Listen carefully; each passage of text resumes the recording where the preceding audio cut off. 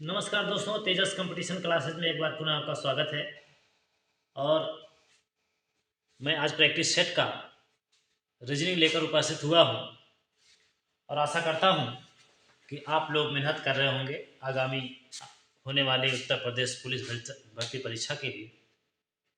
SSC GD भी line पर लगी हुई है, वैकेंसी आ सकती है। आपने देखा कल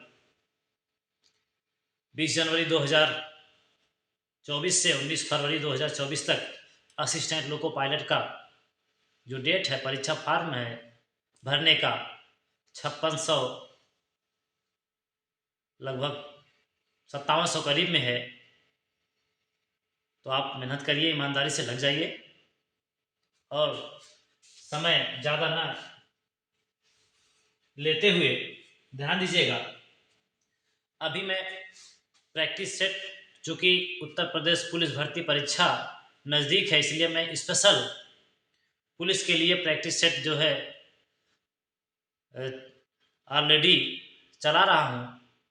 जैसे ही पुलिस भर्ती परीक्षा समाप्त हो जाएगी या उसके पहले ही आप लोगों को नोटिफिकेशन के माध्यम से भेजेंगे कि जो भी बच्चे छात्राएं assistant loco pilot, SSC GD, UPP, RPF, RPF SI, SSC MTS, SSC 10+2, SSC CGL, यहाँ तक कि आपको सिविल सेवा परीक्षाओं तक जो भी मैथ के क्वेश्चन हैं आपको सॉल्व कराए जाएंगे, रीजनिंग के क्वेश्चन सॉल्व कराए जाएंगे और डिटेल चैप्टर वाइज चैप्टर आपको मैथ रीजनिंग पढ़ाया जाएगा, बताया जाएगा। इसलिए आशा करते हैं कि आप मेहनत करिए, ईमानदारी से सफलता प्राप्त करिए और आगे बढ़िए। इसी के साथ मैं अपना और आपका कीमती समय न लेते हुए मैं सवालों पर ध्यान देना चाहूँगा। ध्यान दीजिएगा दोस्तों, पहला क्वेश्चन है रीजनिंग का। दिए गए अनुक्रम में अगली संख्या क्या होगी? ये दिया गया है, प्रैक्टिस सेट में ऐसे दिया जाएगा, आपको बताना है अगली संख्या यहाँ पे क्या होगी। ठीक है, ध्यान दीजिएगा। ये जब अनुक्रम की बात करता है, रीजनिंग में जब अनुक्रम की बात होती है तो आपका दिमाग तुरंत दौड़ जाना चाहिए कि आखिरकार पहले का दूसरे से कोई संबंध है कि नहीं है, पहले का तीसरे से है या दूसरे तीसरे से, या पहले दूसरे तीसरे से किस प्रकार से संबंध है। ये चीजें आपको ध्यान में रखना है। ये कब आएंगी? जब आप ईमानदारी से मेहनत करोगे, इस टाइप के सवाल लगाओगे, तभी आपको समझ में आएगा। ठीक है, ध्यान दीजिएगा। इसमें कई श्रृंखलाएं चलती हैं, कभी कभी एक ही श्रृंखला चलती है ऐसे ही, और कभी कभी डबल श्रृंखला चलती है, ऐसे चलता है, ठीक है, और ऐसे चलता है,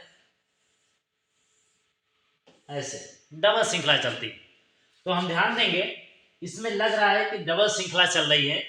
पहले का तीसरे संबंध है, 1 2 हुआ, फिर 3 हुआ है, फिर 4 हुआ है, फिर 1 छोड़ के 5 हुआ है, फिर यहाँ पे क्या होगा, इसके बाद अगली संख्या होगी, स्वाभाविक इच्छा होती, लेकिन यहाँ पूछा है तो आप ध्यान दीजिएगा। 0 से 3 हुआ है यानी 3 जुड़ा है, 3 से 8 हुआ है यानी 5 जुड़ा है, ध्यान दीजिएगा, +3 हुआ है, +5 हुआ है यानी तब जाके 8 हुआ है, फिर 8 से 15 हुआ है यानी 7 जुड़ा है, ध्यान दीजिएगा। फिर 15 से अगली संख्या क्या होगी? ये अनुक्रम समझ में आ गया कि 3 जुड़ा है पहले में, फिर 5 जुड़ा है, फिर 7 जुड़ा है। स्वाभाविक है, 3 5 7 ये विषम संख्याओं का क्रम है, इसलिए 9 जुड़ेगा आपकी बार। तो 9 जब जुड़ जाएगा 15 में भैया, ध्यान दीजिएगा, 15 9 24 हो जाएगा। कितना हो जाएगा भैया? 24। आपका विकल्प दिया गया है, इस विकल्प में आपको बताना है कि कौन सा विकल्प सही होगा। तो कौन सा सही होगा भैया? 24 सही होगा। ठीक है, समझ में आ गया होगा, आशा करते हैं। अगली संख्या, अगली क्वेश्चन ध्यान दीजिएगा। नीचे दिए गए अनुक्रम में अगली संख्या क्या होगा? सेम टू सेम ऐसे सवाल है, सवाल उसी टाइप से है। आपको बताना चाहूंगा कि ये जो सवाल जो दिया गया है, जरूरी नहीं है कि ये एग्जाम में आएगा, या आ भी सकता है, लेकिन आपको केवल ये जानना है कि इस टाइप के सवाल हम लगा पा रहे हैं कि नहीं लगा पा रहे हैं। ठीक है, ध्यान दीजिए। अगला क्वेश्चन है 2 7।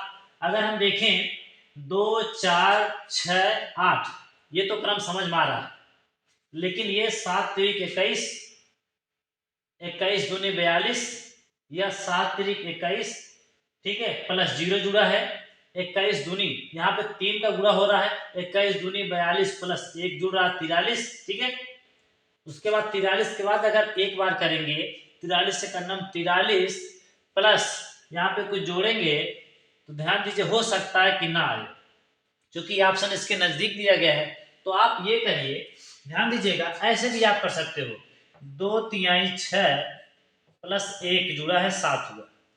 ठीक है, 2 3 6 प्लस 1 7। इसका जरूरी नहीं है कि इसका संबंध इससे हो ऐसे हो, इसका संबंध एक छोड़कर भी हो सकता है, इसका संबंध एक छोड़कर दो छोड़कर तीसरे से हो सकता है, ऐसे हो सकता है। तो आप ध्यान दीजिएगा, 2 में 3 से गुणा किया, 2 3 6 प्लस 1 जोड़ा 7 हो गया। ठीक है, ये हो गया।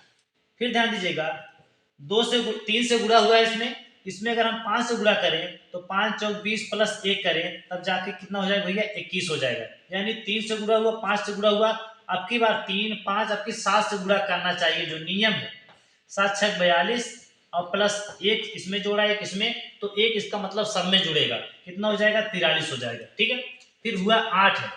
ठीक है, ध्यान दीजिएगा, 3 से गुणा हुआ, 5 से गुणा हुआ, 7 से गुणा हुआ, 3 5 7, अब की बार 9 से गुणा होना चाहिए। तो जब 9 से गुणा होगा भैया 9 8 72 हो जाएगा, प्लस 1 जोड़ेंगे क्योंकि सब में जोड़ा जा रहा है, तो आपका कितना हो जाएगा, 73 हो जाएगा। यदि ऑप्शन में सही है तब तो सही है, क्योंकि आपका विकल्प नंबर 3 है यानी सी है, तो इसका मतलब सही हो जाएगा। इस टाइप सवाल आप लगाइएगा। अगला क्वेश्चन ध्यान दीजिएगा, अगला क्वेश्चन है चौथा क्वेश्चन, आम का पेड़ नारियल के पेड़ की ऊंचाई, आम का पेड़ नारियल के पेड़ की ऊंचाई समान है, यानी आम और नारियल का जो पेड़ है भैया उसकी ऊंचाई समान है। केवल आपको ध्यान क्या देना है कि इस टाइप क्वेश्चन यदि आ रहे हैं, इस टाइप क्वेश्चन यदि पूछे जा रहे हैं, और पूछेगा जरूर पूछेगा, क्योंकि ये सिलेबस में है, तो आप इस टाइप के क्वेश्चन से, हमारा कहने का मतलब ये है कि आप परिचित हो जाइए। इस टाइप सवाल लगता कैसे है, केवल ये ध्यान देना। ठीक है, आम का पेड़ नारियल के पेड़ की ऊंचाई समान है, मान लेते हैं ये आम है। ठीक है, ये आम मान लेते हैं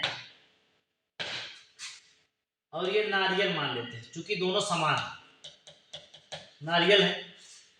ठीक है, केले का पेड़ ताड़ से छोटा है, यानी केला और ताड़, ध्यान दीजिएगा, अगर आम और नारियल कहता, अगर आम और नारियल कहता तो हम क्या करते हैं, ध्यान देते, लेकिन आपको ध्यान दीजिए, आम और नारियल दोनों क्या भैया, समान है। केले का पेड़ ताड़ से क्या है, छोटा है, क्योंकि केला और ताड़, केले का जो पेड़ है भैया ताड़ से छोटा है, यानी ताड़ वाला जो पेड़ होगा वो बड़ा होगा, तभी जाकर के क्या केला जो है छोट होगा। ठीक है, केला और ताड़ का संबंध हो गया, इधर आम और नारियल का संबंध हो गया। अब क्या कह रहा है, अमरूद का पेड़ केले के पेड़ से छोटा है, अमरूद का जो पेड़ है केले के पेड़ से छोटा है, यानी केला अगर ये है तो इसका मतलब अमरूद आपका छोटा होगा। ठीक है, ये अमरूद हो गया, ये ताड़ हो गया, ये केला हो गया, ये नारियल और ये आम हो गया। अब क्या कर रहा है, अमरूद का पेड़ केले के पेड़ से छोटा है पर आम के पेड़ से ऊंचा है।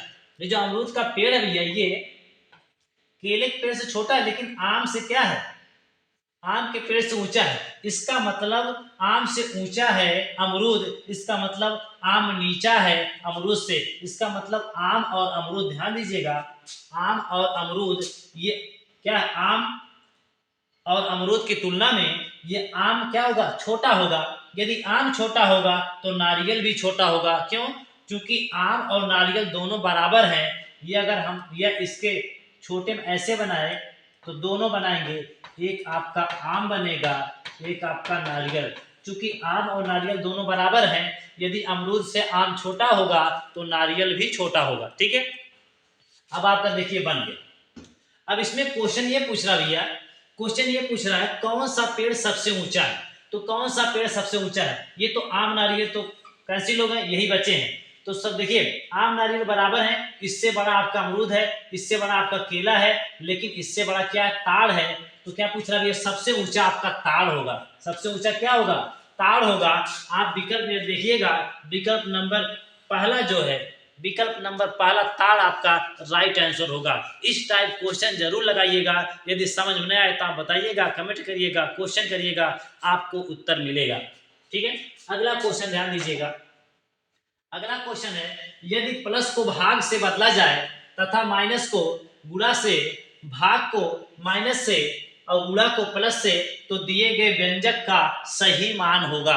व्यंजक माने जो समीकरण दिया गया भैया, ये जो समीकरण दिया गया, ध्यान दीजिएगा, ये जो समीकरण दिया गया है इसी में बताना है। कह रहा है प्लस को भाग से बदला जाए। इसमें देखिए प्लस है, इसको भाग कर दे, ठीक है। माइनस को गुणा से, माइनस कहाँ है, माइनस यहाँ पे है, इसको हम गुणा से क्या करें, बदल, यानी गुणा जहाँ है, जहाँ माइनस है वहां गुणा कर दे, ठीक है। अब कह रहा है भाग को माइनस से, जहां भाग है वहां पे माइनस कर दे, ठीक है। और गुणा को प्लस से, ये गुणा है, इसको प्लस से चेंज हो गया। अब व्यंजन का सही मान कर रहा है। अब हम इसको सरल कर लेंगे, हल कर लेंगे और देखेंगे कौन सा आंसर सही होगा, ठीक है। देखते हैं। और आप जानते हो बोर्ड मास का नियम या इस प्रकार समीकरण यदि मिलता है तो सबसे पहले हम भाग करते हैं, फिर गुणा करते हैं, फिर जोड़ करते हैं, फिर घटाव करते हैं। तो सबसे पहले हम भाग करेंगे, कहने मतलब आपका समीकरण ये हो जाएगा 65 गुणे 10 भागे 5 माइनस 3 प्लस 4 बराबर क्वेश्चन मार्क। क्या होगा, चिन्ह बदलने के बाद ये समीकरण मिला। तो हम सबसे पहले भाग करेंगे, 10 भागे 2 आ जाएगा आपका 2 आ जाएगा, 10 भागे 5 आपका 2 आ जाएगा, फिर 65 गुणे 2, चूंकि भाग के बाद गुणा होता है, 65 गुणे 130 हो जाएगा भैया, और माइनस 3 प्लस 4। तो ये प्लस है, ये प्लस है, पहले प्लस वाला जुड़ेगा, 130 प्लस 4 कितना हो जाएगा, 134 हो जाएगा। 134 में से फिर माइनस 3 है, घटेगा तो 131 हो जाएगा। आपका राइट आंसर क्या हो जाएगा भैया, आपका राइट आंसर सी हो जाएगा, ठीक है। आपका राइट आंसर सी हो जाएगा।